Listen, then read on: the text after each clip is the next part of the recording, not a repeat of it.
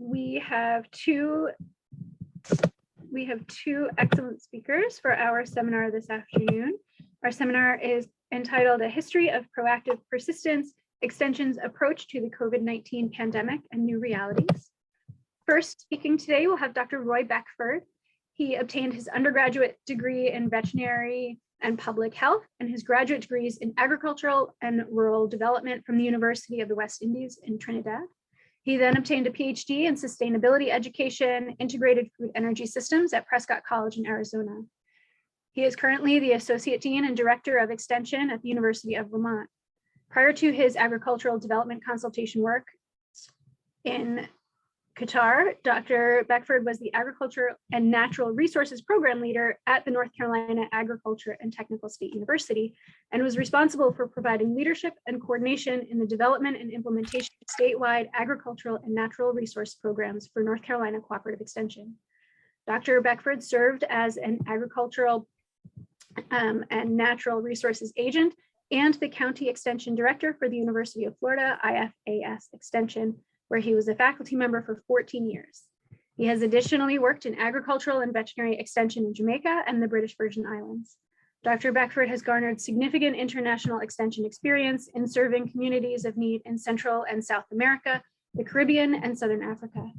His 2019 book, entitled Poverty and Climate Change, Restoring a Global Biogeochemical Equilibrium, is his second major work examining environmental and social issues in developing economies. Next, we'll have Dr. Hanna Carter. Dr. Carter grew up surrounded by the potato fields of Aroostook County, Maine. I hope I pronounced that correctly. A former 4-H'er and Maine FFA officer, her love of agriculture developed early and has served as a guide in her career.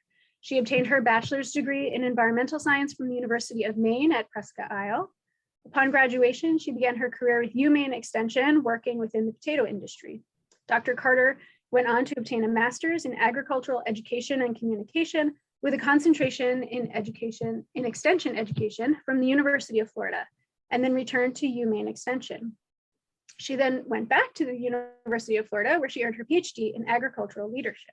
Dr. Carter stayed with UF and directed the Wedgeworth Leadership Institute for Agriculture and Natural Resources, a leadership development program for individuals involved in Florida's agriculture and natural resource industries for 15 years.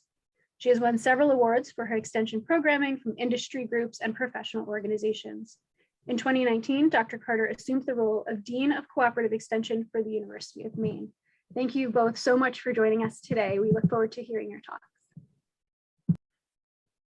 All right, thank you so much. Through no fault of mine, you realize that both Dr. Carter and myself actually worked at the University of Florida at the same time. We didn't know each other very well, but we did cross paths at some point there. I'm going to attempt to share my screen. Let me know if you are seeing my screen, because I can never tell. We are, and then you just, I think, would put it into the slideshow mode. All right, let me know when that happens. Is that happening yet? No, so we see your desktop with your PowerPoint presentation, but it's not in sort of the slideshow mode. How about now? Perfect. All right. I had to do some physical stuff here. All righty. So thank you again for inviting us to do this. I know you're pretty much in my backyard. I'm at Morrill Hall, and you're somewhere over there. And Gary, I know you claimed that you did a coin flip, but you did it after Dr. Carter volunteered to go second. So I'm not sure how great you are at doing the coin flips. All right, so I chose this title based on some of the information that you sent me. Proactive Persistent Extension's Approach to the COVID-19 Pandemic. Largely because I feel like extension is very, very well placed to deal with not only pandemics of this nature, but many others.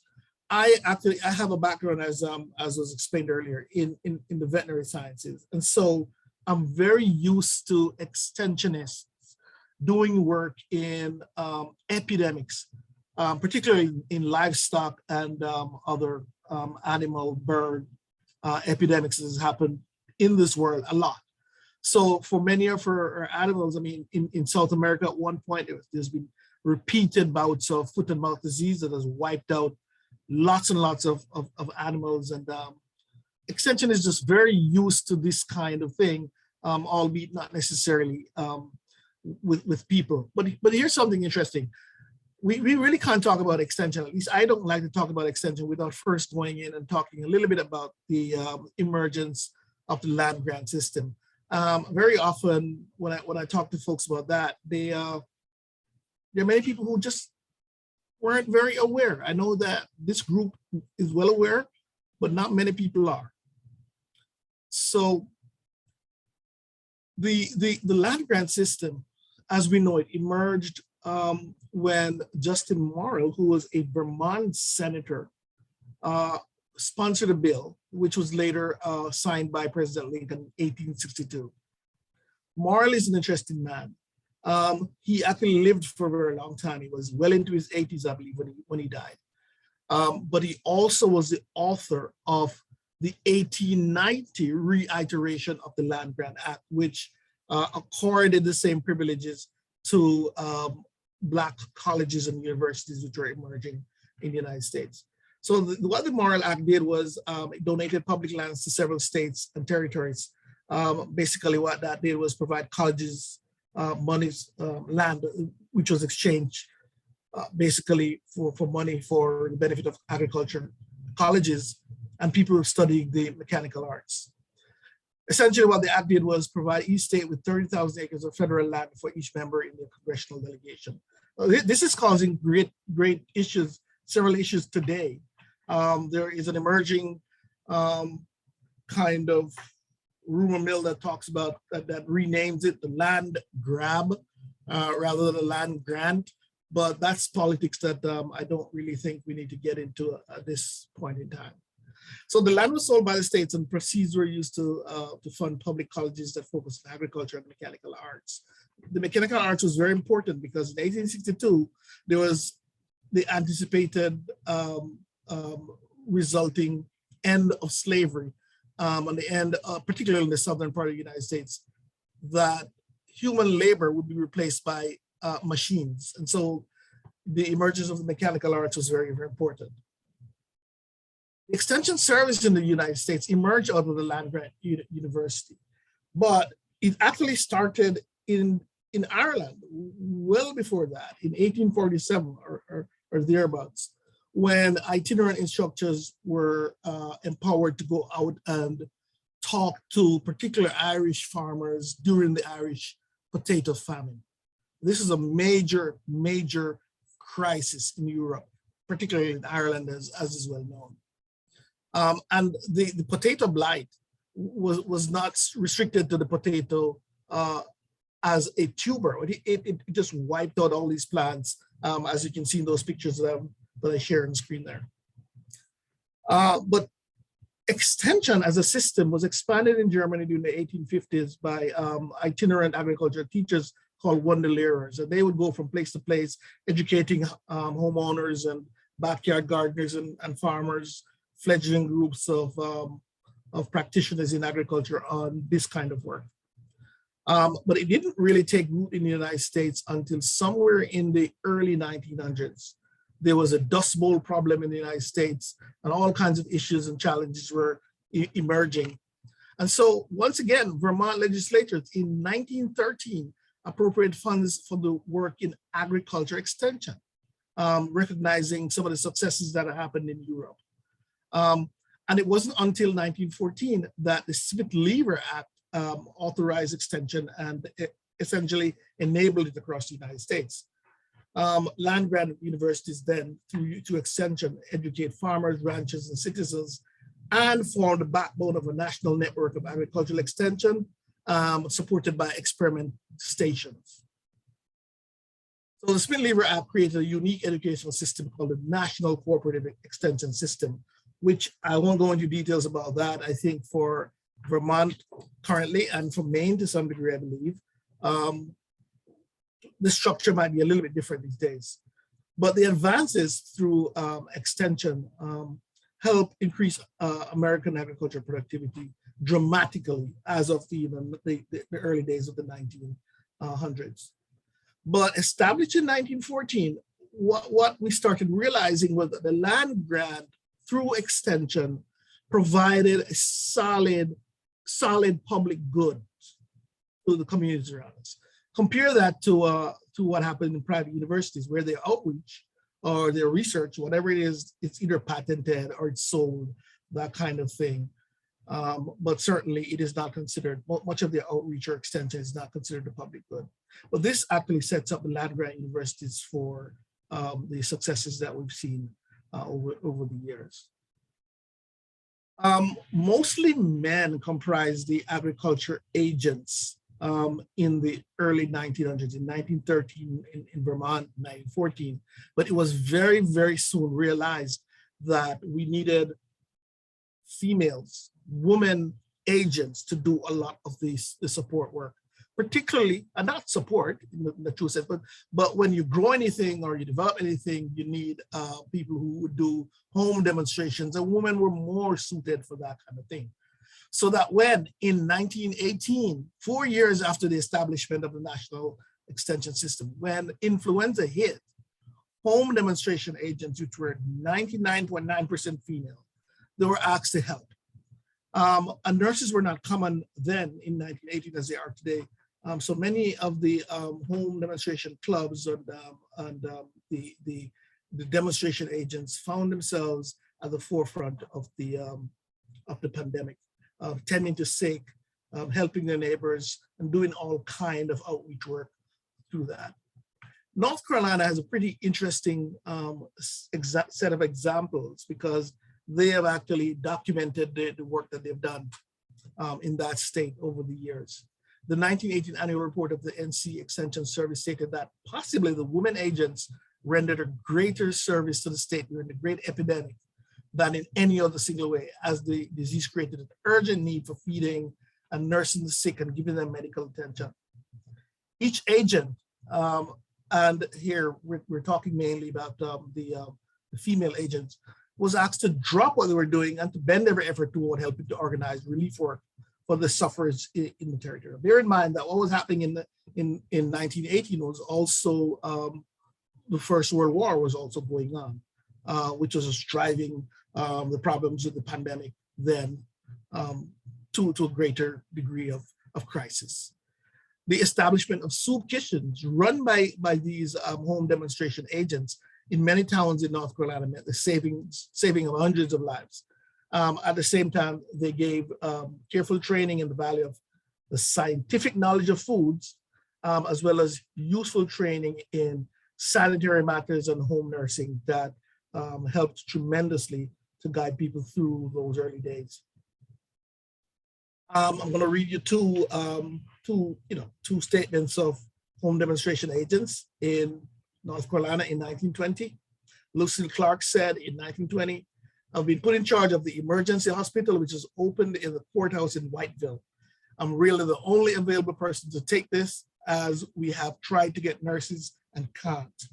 And most of the nurses at that time were, I think, hired by the American Red Cross, which was doing some similar work, but certainly not achieving as much as the extension agents, the home demonstration agents were doing in 1918 to 1920. So another home demonstration agent, Helen Simmons, said, "I nursed night and day, going into homes and cleaning up the houses and the children. I took temperatures, gave medicine and nourishment to the patients, and in several instances even assisted in preparing the dead for burial." That was extension work in 1920. I'm not sure if I could actually if I had the strength or the stomach to deal with some of the things that these folks were dealing with then. Extension agents also assisted with quarantining, as there were no vaccines, antivirals, or ventilators, as you know. Quarantine was used to control the outbreak. And extension agents and other extensionists were basically put at the, they acted as vanguards to deal with these issues. An interesting diversion here. I saw this newspaper article while I was putting this presentation together and thought I'd share it. Look at the headline: refuses to don influenza mask, shot by officer. My goodness, can you imagine that happened in 2020? This was somewhere, this is 1918 or 1919. But this horse shoer refused to put on a mask, and he was shot in the arm and leg by the officer, who was well within his right to do so, because, you know, if you get influenza, you can die. It was pretty interesting. I thought I'd share that. Vermont also, as a pioneer in extension, was at the forefront of the 1918 pandemic. In the late summer and autumn of 1918, when the population of Vermont was ravaged by the Spanish influenza, the University of Vermont sent its senior class of medical students as agents, basically to assist the sick. And this was considered a duty of the land-grant college. It was something that the land-grant college was considered to have to do as part of their public good effort, as I noted earlier. In recent years, USDA NIFA describes extension this way. Within the states and territories, the extension system has repeatedly served as a trusted community organization that has helped families, communities, and businesses to successfully prepare for, respond to, and cope with disaster losses and critical incidents. So once a disaster has occurred, the local extension outreach includes communicating practical, science-based risk information, develop relevant educational experiences and programs, and work with communities and individuals to open new communication challenges, mitigating losses and facilitating recovery. So I'm just going to go through the next 5 minutes or so and give you some of the examples from UMaine Extension. UMaine Extension provides critical outreach services, education, applied research, consultation, training in 4 major results areas: sustainable agriculture, food and forest, natural environment, healthy families, and capable communities. And really these 4 areas actually essentially percolates up to cultivating healthy communities, as is our mission statement at UVM Extension. Our resources are not restricted to these, but I'm just going to read you some of the pivotal ones. I think how we actually move across the state and do some of the work. As you can see there, we have a team of more than 150 staff and faculty in 14 locations. We have a public radio that is pretty old. It started in 1955 across the fence. We do plant diagnostic, master gardener program, volunteer program.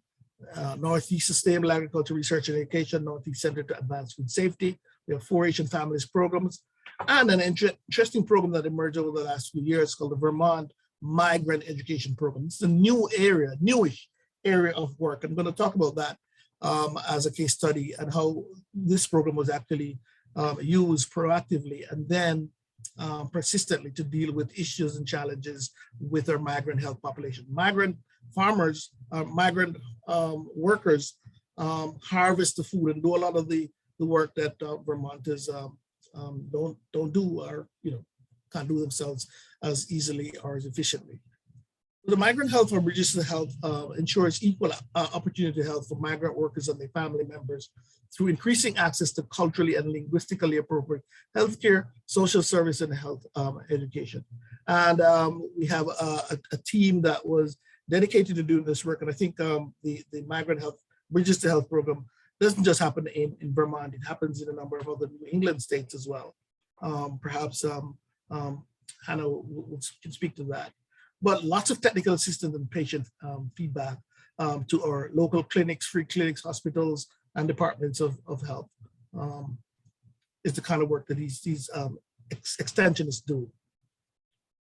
What happened during COVID is that it changed significantly a lot of what the Bridges to Health workers actually did.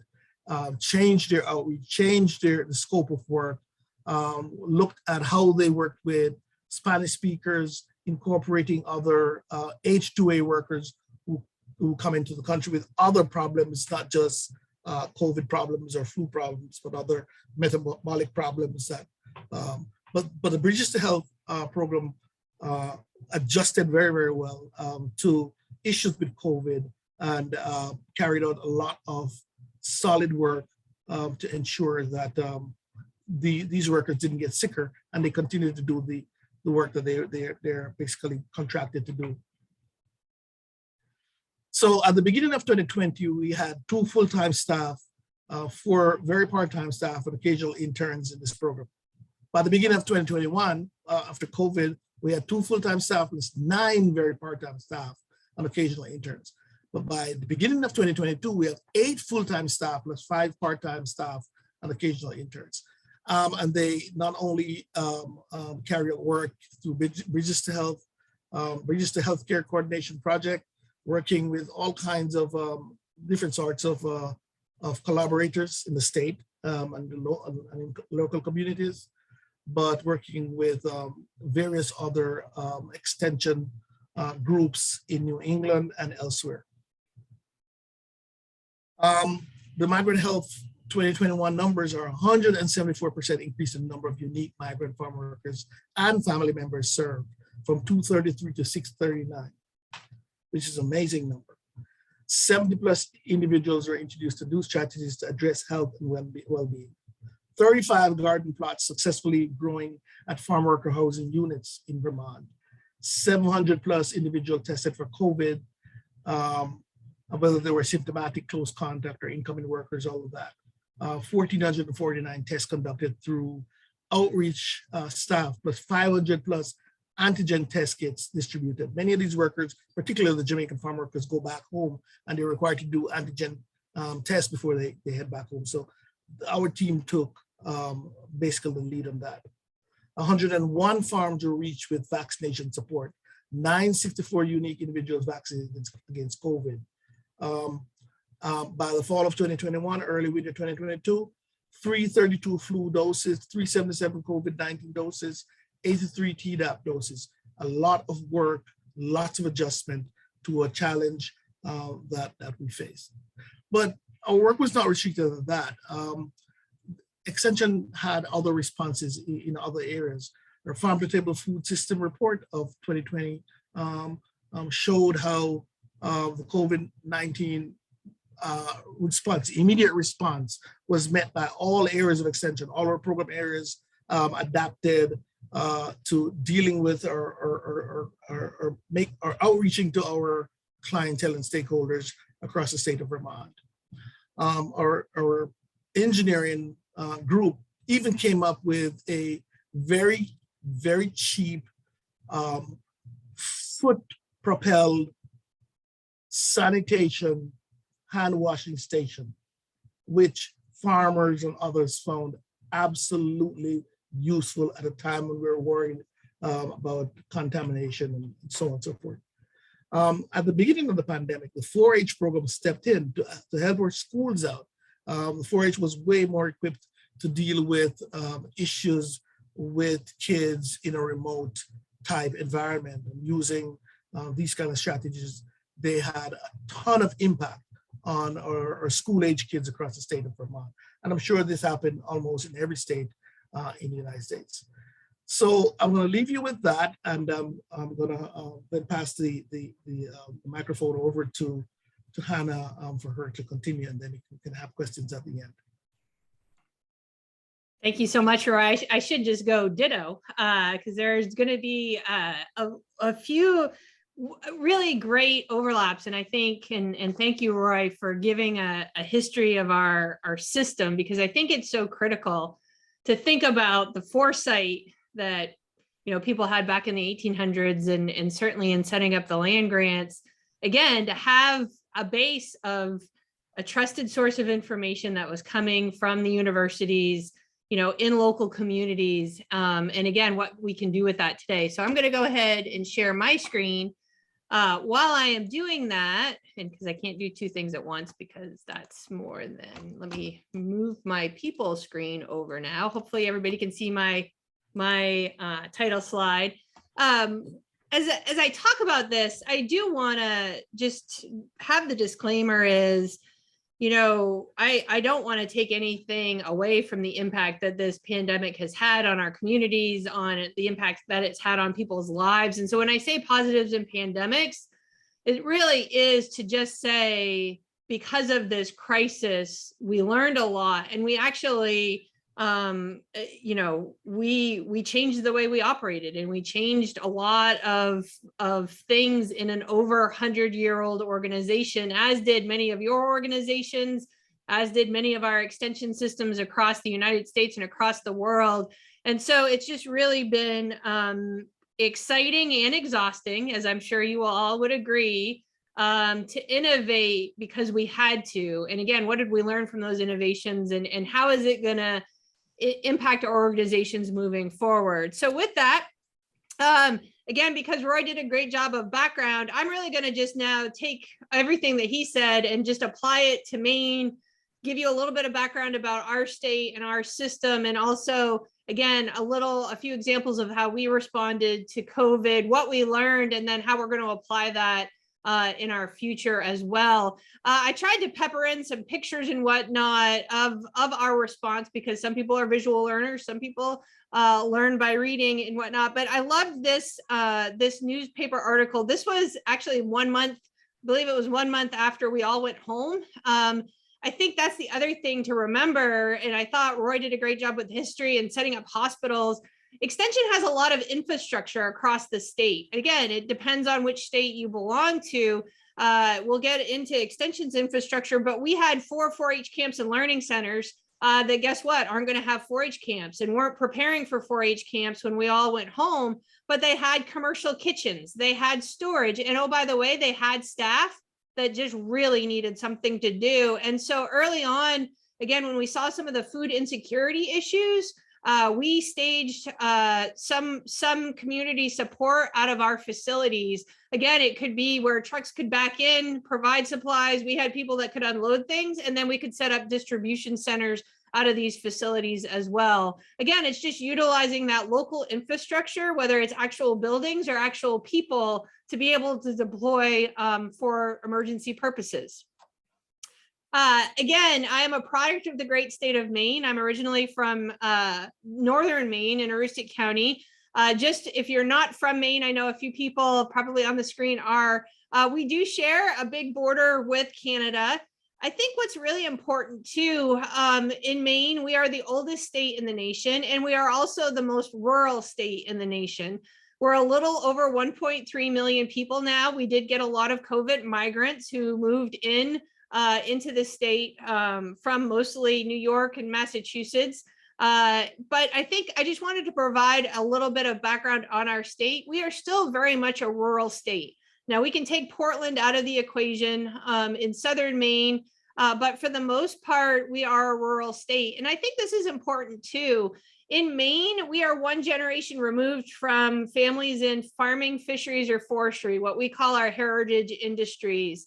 Across the United States, your average person is 3 generations removed. So we still have a very much of a rural mindset. And again, we're very much, again, still connected to the land, to the sea, and to our forests as well. I provided a few other statistics just to think about, because as we think about our populations that we are serving. In Cooperative Extension in the state, this on the left shows our locations. The purple hands are our extension offices. We have 16 county extension offices spread out across the state. If you wonder why there is nothing in this western part of the state, it's because Maine is 89% forested, and this is pretty much all forests. Any of you who have been to Maine know that there is a pretty big area that is not populated. We do have, as I mentioned, the 4 4-H camps and learning centers. You'll see by the 4-H clover. We have extension people on the coast of Maine positioned in different offices and at different entities that work with our Sea Grant program. And then we have some of our extension folks that are tied to our agricultural experiment stations, as you see by the farms.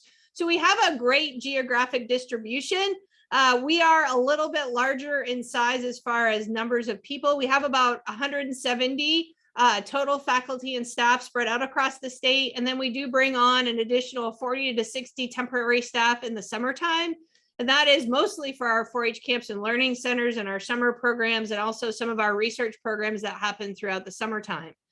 Traditionally, Maine has been focused in 2 areas. That would be youth development in our 4-H program and in the Maine food system. We're broadening that reach. And again, COVID showed us opportunities to really even further broaden our reach.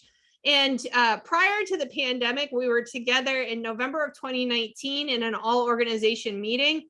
I actually came back to Maine in 2019. And so this was the first time that I had all of the organization under one roof in one room. And I asked the group, what is our why? Why are we here? And I have this piece of flip chart paper that I took the picture of hanging here in my office, so I can look at it every day and remember what our why is. And again, it's much like the mission of Vermont Extension that Roy shared as well.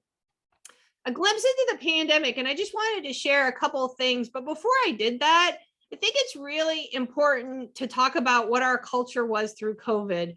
Many of you probably in your educational upbringing early on learned about Maslow's hierarchy of needs. It's something certainly in extension we learn about soon. And again, the basic foundational needs are people need to feel safe, and you move up the pyramid, and it's security and food and water, and then onward. And it really served as our culture working through COVID. We communicated the bottom line is your safety, your health, and your family's safety and health comes first.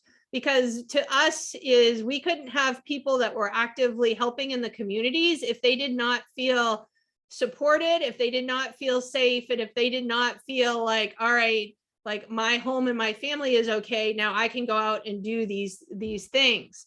We were very clear and transparent in our communication and very honest. As you all experienced the same things we did, information changed on a daily basis. One day we were told we should wash all our groceries as we bring them home. A week or so later, research, no, maybe we don't need to do that. It was the same thing with decisions within the university. And so we were very clear. There were days when sometimes I sent 2 or 3 emails just saying, hey, folks, things have changed. We need to be aware of this. We practiced a lot of grace and flexibility, and we continue to do that. We collaborated with everybody and anybody, and we're going to get into that. I think prior to the pandemic, at least at our institution at the University of Maine, not that it was horribly siloed, but everybody kind of had their box and they stayed in their box, and you did your thing in your box. And I think COVID, those barriers came down, and we were partnering, collaborating with folks across campus, but also across the state. And again, that goes back to our local boots on the ground. So when people reached out to say, hey, what's going on in a certain county, we can say what we have there as far as assets, as far as our facilities, as far as our people, and what we can do to help support other entities. A lot of times that were statewide agencies. We partnered a lot with our Maine CDC, with other, obviously, the educational programs. I'm going to talk about that in a minute. But again, we were like, what can we do to help? We're here, and we want to partner. And I think the other thing that we are trying to figure out how we keep, without the great sense of urgency that we had through the pandemic, is that failing fast. Like, we were going to try new things. If they didn't work, all right, let's pivot. Let's try something else. And again, that's part of the innovation process. We were pretty much forced to do it because of COVID, but a lot of times we came up with some great ideas, some great, again, programs, opportunities that we certainly want to continue now that we are in an endemic stage and then beyond. I mentioned that we set up food distribution in one of our camps and learning centers. The other thing that was very interesting, as you all know, K through 12 schools wanted outdoor opportunities when schools did go back into in-person sessions, and all of our programs, all of our facilities were totally booked through the fall of 2020, and there with school systems that brought their kids to our camping facilities. Those partnerships will continue. And again, we're very proud of that work, and we're excited about that work continuing. We had a huge amount of collaborations, and Roy alluded to them too. So we have our 4-H program serving youth populations across the state. We have this wonderful nutrition program that typically was through our FNAP, Expanded Food and Nutrition Program, but how can we merge those two? add food safety. And oh, by the way, everybody wanted to be outside. So let's all learn how to garden and grow something on our back porch or in our backyard. So how can we make these family activities and hit all these areas? So all of our teams really, as I said, came together to provide some really extraordinary programming. We also have, the Maine Harvest for Hunger program. As Roy mentioned, we have a very active Master Gardener program as well. And it was interesting to see those volunteers who would not be told they couldn't volunteer during a global pandemic. We are going to go out and we are going to grow our community gardens and we're going to contribute to our food pantries. And they did so in a wonderful way. Again, the food system is extremely important here in Maine as it is in Vermont. And we had one of our local extension educators develop the Maine Farm and Seafood Directory. It was an online directory. People could go in and say, I sell eggs in my farm stand. I do this. And again, it was phenomenal to see when we talk about some of the infrastructure issues and supply chain issues that we were able to help provide a measure of support in those times. Through, again, just the boots on the ground, people knowing what is needed and being able to provide a solution for that. Roy mentioned the Excite program, and I think this is really, a real win for Extension as well. We've often in Extension, we are, federally funded through the Smith-Lever Act still to this day. But it's interesting that we would think that everybody would know just how great Extension is. That is not the case.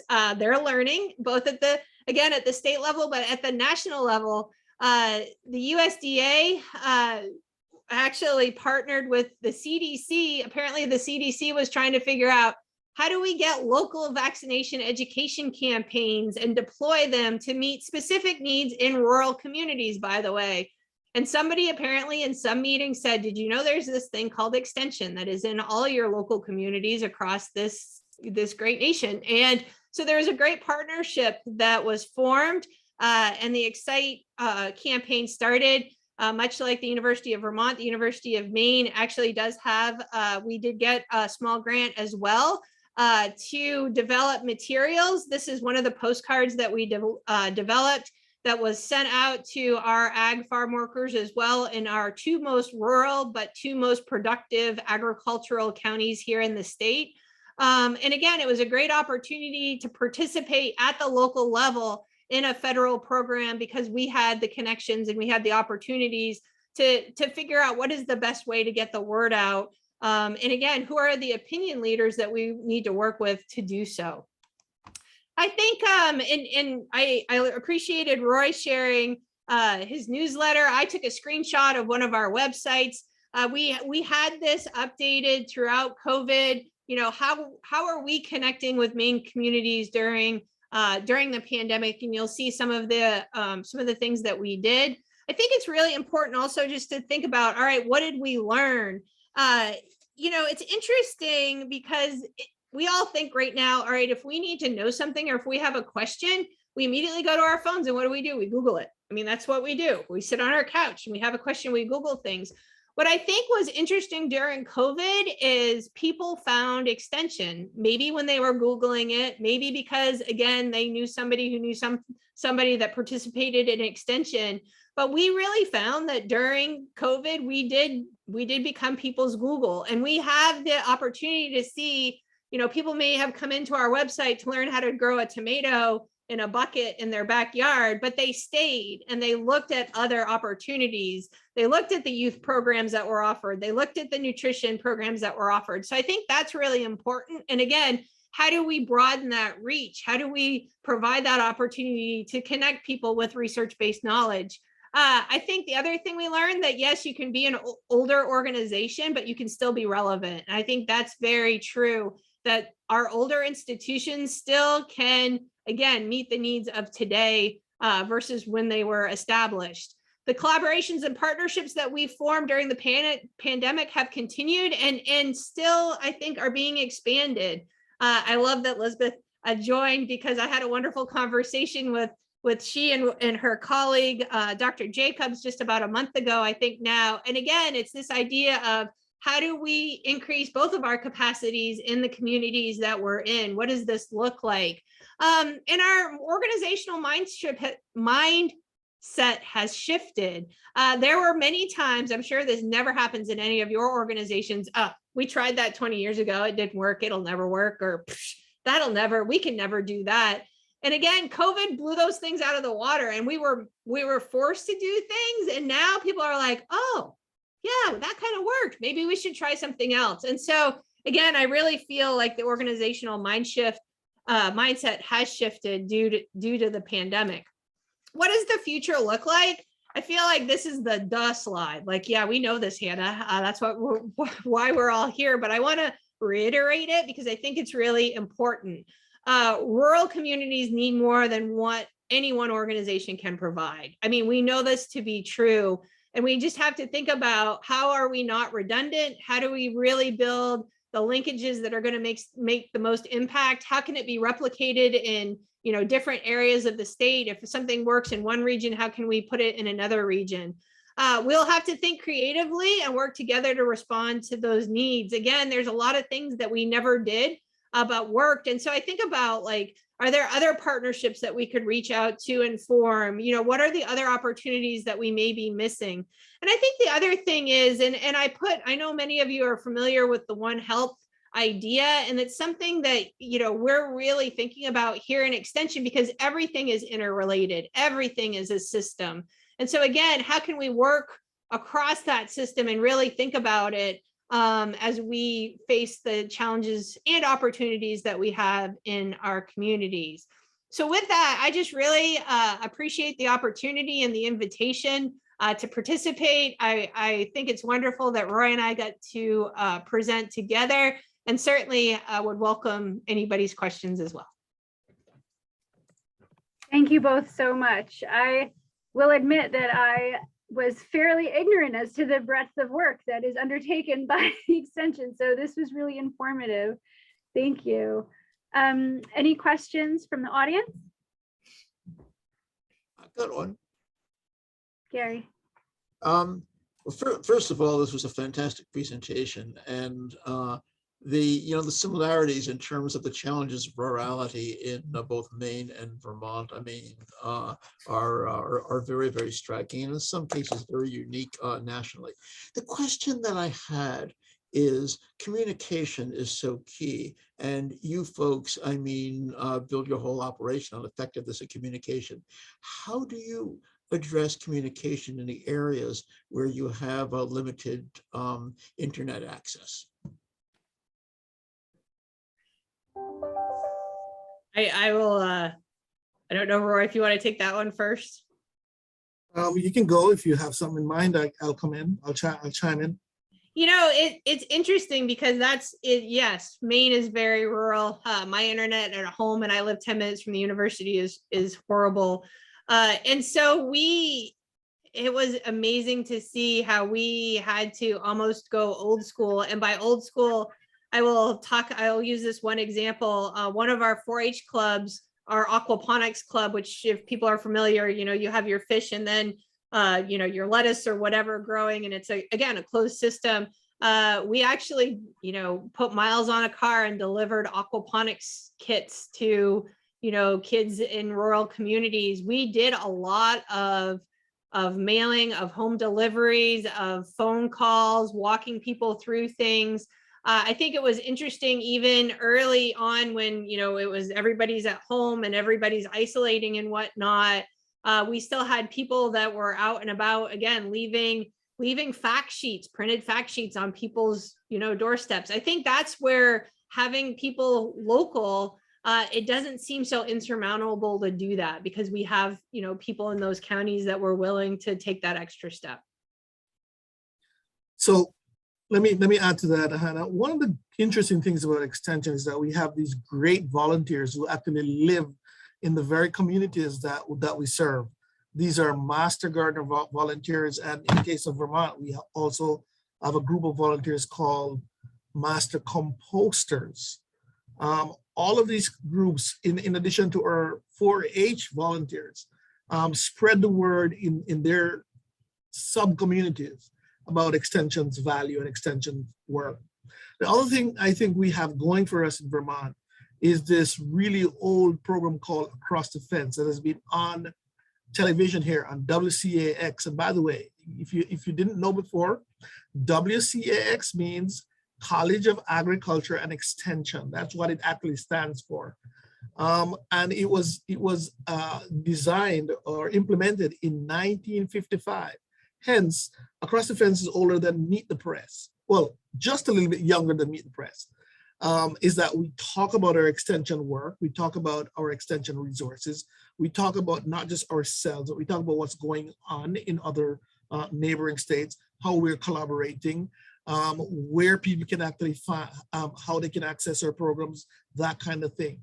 So with this multiplicity of approaches, even using old school fact sheets and demonstrations, an itinerant kind of movement and setting up things in libraries and having meetings in various places, we managed to communicate very well to stakeholders and clients.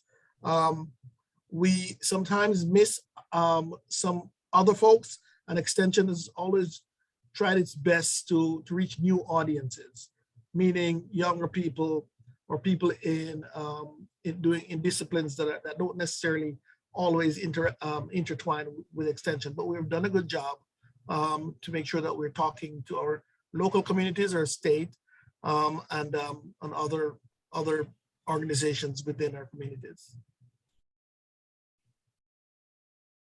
Other questions from the audience? Dr. Beckford, as you were talking about the Bridges to Health program and the work that the volunteers or the staff of that program did during the pandemic, I had been wondering whether, you talked about some of the work that you did in terms of healthcare disparities and inequity, specifically related to the pandemic. And I wonder if part of the extension's work is also in like data collection and research, or is it more public service, or both? Both. We do have faculty within UVM that collaborate with our Bridges to Health program, as well as other families programs that we have in Extension. So it's both. Data collection is very important, as well as just the work we do in outreach. So yes, it is both. I think you answered the question. Dr. Carter, anything to add in terms of the research aspect of the work that the extension does? It's the same. Every system is a little bit different, but yeah, data collect. We have a great deal of reporting responsibilities within Extension, and because of that, and for other reasons, data collection is critically important. And again, we do a great deal of research within Extension, but then collaborate and have joint appointments, especially faculty appointments with other units across campus as well. And might I add that one of the things that Extension is required to do every year is to report data to NIFA, USDA NIFA. And so we compile data as we do our work to make sure that our impacts are being indicated within NIFA each year for their national report on Extension. And there is a website. I don't, how do you know what it is? It is out there called Extension Impacts. That is on the USDA website that you can go in there and poke around and see all the data collected across the country. I think it's called Extension Impacts. I'm not quite sure. I may be mistaken, but we do I'm trying to Google it quickly and not finding it. I ran into it quite, from time. I run into it from quite time to time, but I can't recall what it is right now. But there is a place where you can actually go and look at all the data collected from the pandemic efforts of not just us up in the New England area, but across the whole country, and vaccinations, support that we give, and so on and so forth. Great, and we have a question in the chat box that's related to what we were just talking about in terms of health inequity. So I can just read that out for you. Our focus here at the NNE-CTR is addressing health equity and delivery throughout Northern New England region. Who did you partner with for the farm vaccine clinics? And was there something set up for transportation to clinics elsewhere, et cetera? Interested in who you partnered with to make these programs so successful. I'm going to take a shot at answering that. We partner with local clinics. Some are federally qualified health centers across the state in Vermont. Interestingly, UVM Extension folks did partner and did carry out vaccinations with our med school here. I'm sure some of you might be aware of that. But local nonprofit organizations that are interested in health disparity, vaccinations, and so on. But our collaborators were not limited to just those. There are many more that I am not going to do justice to mention at this point. But I know Hanna was involved in that in Maine also, so she might have some addition to that. Yes, we thought about trying to do that early on as well. And so we reached out, and it was amazing the response that we got for partners. In Maine, we have a Maine mobile health program, and they do a lot of focused health with ag farm workers specifically. So we had early conversations with them. We also, our Department of Agriculture was critical and had great partnerships with Maine CDC as well. I know that the Department of Ag did a partnership. I'm sure this probably happened in Vermont too, to set up mobile clinics at our county agricultural fairs, because those are still very important, especially in rural communities. So those were the ones as I think about early on in the meetings and the people around my Zoom screen. But it was wonderful that we had the mobile health organization already ready to go. Let me add that the Vermont Agency of Health, this is the Department of Health, I think, thought that Extension did such a proficient job that they provided us with a grant fund of $1 million to get that work done and to increase our impact within our communities. $1 million grant, which was a grant, but it wasn't very difficult to apply for it. This is Gary. In fact, I was just going to ask Roy, is there any relationship between the extension offices and the district offices for the Department of Health? And did those relationships support responsiveness during the pandemic? We have had in Vermont a long-standing relationships with the agency, our Department of Health. I tend to confuse that with the Agency of Agriculture and with the Agency of Natural Resources, Forestry. In fact, some of those personnel are actually in our extension offices jointly. Increasingly of late, we're seeing more and more direct collaboration with the Department of Health, because you're seeing how impactful the Bridges to Health program and the Excite program have been. And it makes no sense to recreate the wheel when the wheel already exists and is spinning all across the state of Vermont. So I'm looking, I've been here 11 months, I'm in Vermont. And so I'm looking increasingly at tightening up those relationships and increasing those collaborations as you outlined. And you have a Commissioner of Health who's an incredible partner, I mean, to go ahead and to work with. I agree. So you guys both spent time at the University of Florida. We did as well. Actually, Janet and I spent 14 years at the University of Florida in Gainesville. And so I was curious, what are some of the similarities and differences between the extension programs up here in Northern New England and the IFAS program down in Gainesville? I think I'm gonna let Hanna go first on that, and then I'll jump in after that, because I left the University of Florida, and then I went to North Carolina for a little bit. And then I went to the Middle East, and maybe that has kind of eroded a little bit of my thoughts. So I'm gonna let Hanna talk so she can sharpen me up. Well, you know, it's really interesting. Again, the size and the scope. I mean, when you think about Maine is the, 1.3 million people, which, Jacksonville, the city of Jacksonville in Florida is 1.3 million people, or when I left it was. So I just feel like we're talking about a different, the size and the scope. I think what's really interesting, what really has struck me is that one generation removed from agriculture, farming, fisheries, or forestry.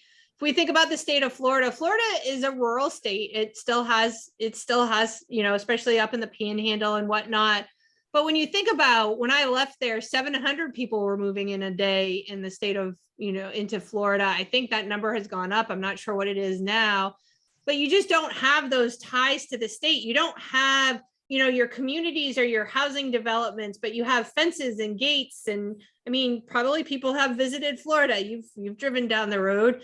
So I feel like the sense of community is different. And I think that is very telling when you think about the local extension office as well, and how people are interacting with their local extension office. So I just feel like a size is different. I think our, extension, and I won't get back into this, but we have local support at our local levels, funding support as well. And I think it's a different, different formulas, different funding structures in Florida than they are in Maine. And I just feel like, but the similarities are, and we've seen this because if you stay in Florida any amount of time, you're going to live through a hurricane or several there. And again, I really feel like the similarities are, at the end of the day, when there's an emergency or when there's a crisis, it all goes back to the basics, and it all goes back to that local extension becomes the focal point. Absolutely. And so I was county director in Lee County, which is where the city of Fort Myers is. And Lee County had a population when I was CED, when I was director there, of about 900,000 people. And I keep having to adjust my thinking in Burlington, because I'm thinking Burlington has 600,000 people. I'm like, no, it has 50,000 people. And then the whole state has 600. But at one point, the extension service in my county absorbed the county human services department. And so not only was I the extension director, but I was also the county director of the human services department. And they provided a lot more resources than I wanted to handle at a certain point. But the dynamics are a little bit different because of the vastness of these counties and the vastness of the state of Florida. With 20 million people, you're talking about a whole different set of dynamics. But you're absolutely right, Hanna, in that when it comes down to dealing with issues, extension is the same in this country wherever you go. In fact, it's the same even in the Virgin Islands. I work in the British Virgin Islands, but I had lots of collaboration in the US Virgin Islands. An extension there is fairly rural by nature, but it functions pretty much the same as it does on the mainland. All right, and that takes us to time. Dr. Carter, Dr. Beckford, thank you so much for joining us. This was really a very enlightening session. We very much appreciate your time. Thank you for the opportunity. It was wonderful. Thank you very much. It was really Likewise. informative. Take care. Thanks, Gary. Thanks.